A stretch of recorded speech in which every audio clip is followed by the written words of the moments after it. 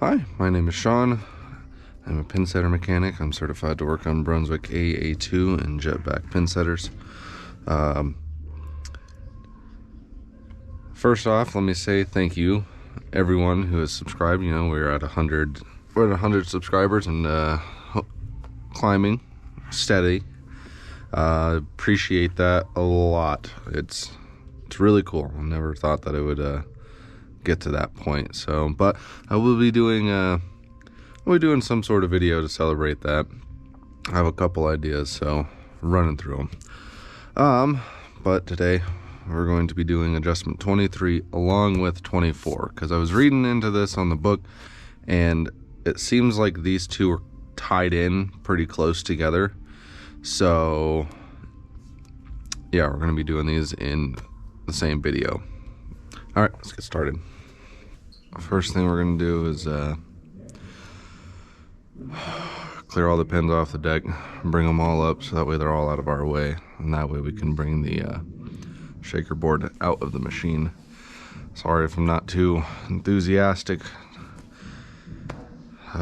Tweaked my back, so kind of hurts to move around, but let's get this done.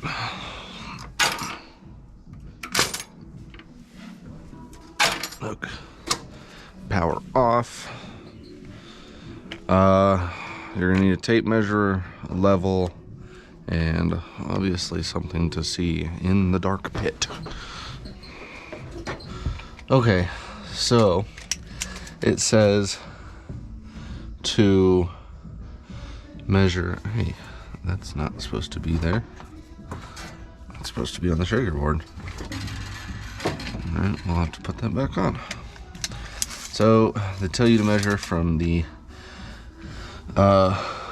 stationary frame to the top of your deck, and then they tell you that that should be they tell you that should be 13.5 inches, which surprisingly this is. I was full-blown ready to commit it to start adding and removing shims and shit. I never thought.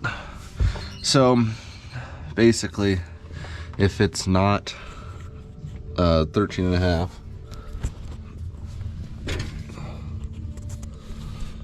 underneath your stationary frame there should be spacers, washers, what have you. Basically they tell you just to add and remove those as necessary.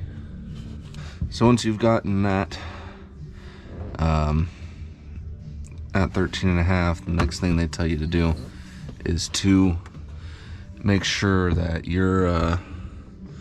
it's level front to back. And I don't know what would be the easiest way to determine this. Seems like everything's in the way. Alright. So we are level. We're at 13.5 inches from the front of the stationary frame to the top of the deck. We're level front to back, and that's it. It's a very, very simple adjustment, but it's important to have this right, because if not, then that's going to affect your pin carry. If it's too high, then you're going to have people converting 7/10s left and right. If it's too low, then no one has a chance. Alright, well, I'm going to do this how I think needs to be done here. So if I'm looking at this right, so putting it up here at the elevator mounting bolt, or the elevator, whatever that tab's called, this needs to be moved forward just a little bit. So let's move it forward a little bit.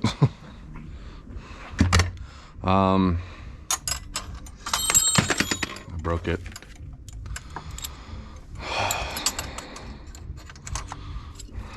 Alright, so we're going to need to move. We're going to need to remove. Or we're going to have to loosen up this. The bolts here that connect to the elevator, the kickback mounting plate. Now you don't need to take it off, we just need to loosen it.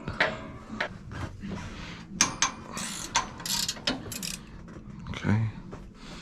So once you loosen those, you need to, oh God, that hurts. Come up here, up top, and we're gonna have to loosen the motor mount,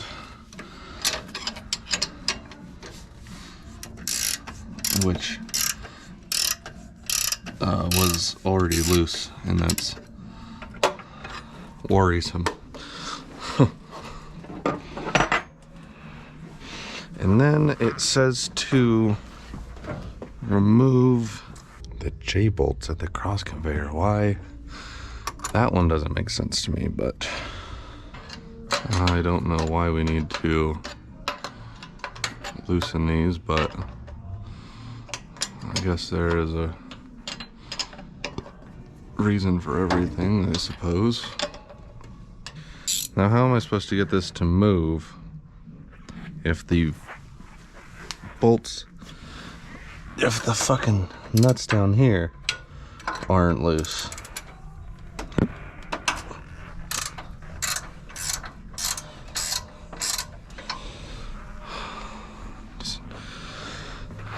Doesn't make sense to me, but what do I know? I'm not the engineer. There's one other thing that you have to loosen that they don't tell you, and that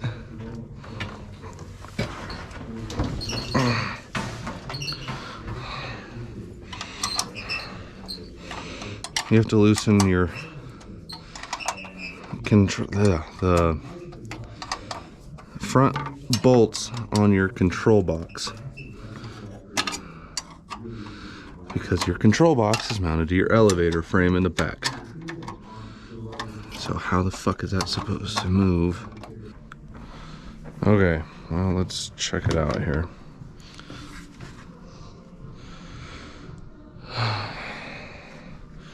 I mean, it's level now.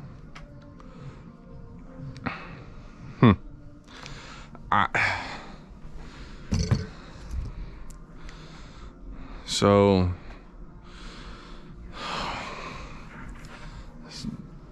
this is so stupid. Okay, we're gonna tighten up some things, and then I'll kind of do a recap here, see if I can try to make sense of it for everyone else.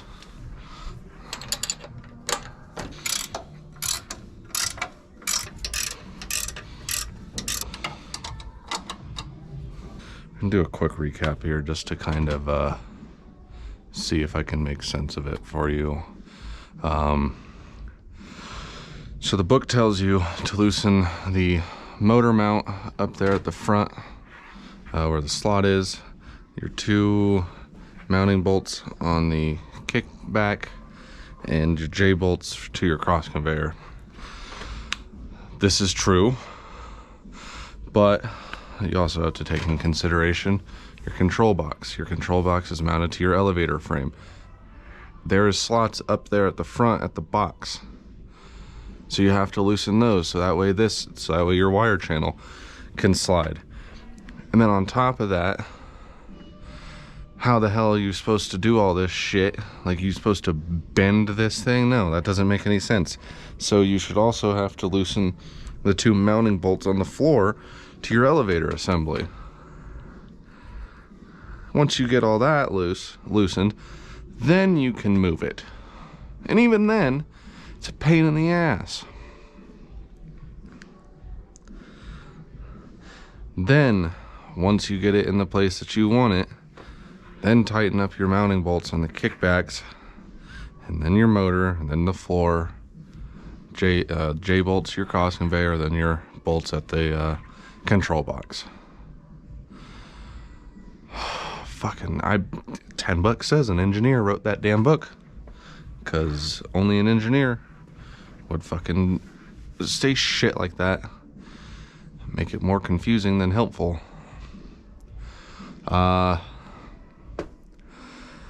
23 is pretty self-explanatory. 24 is a little bit more complicated.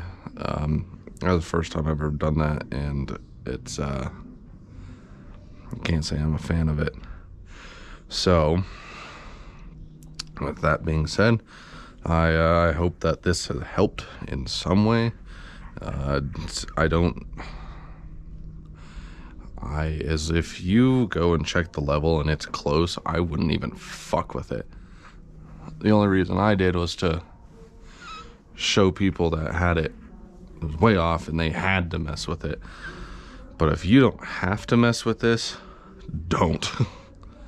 Because this is dumb. And the book puts it in such a stupid way. So I hope that this video has helped kind of explain that to you a little bit better. If not, please ask questions in the comments, and I will try my best to answer them and try to explain it better. But if you want to share the video or the channel, that'd be cool. If not, I will see you in the next video. Bye.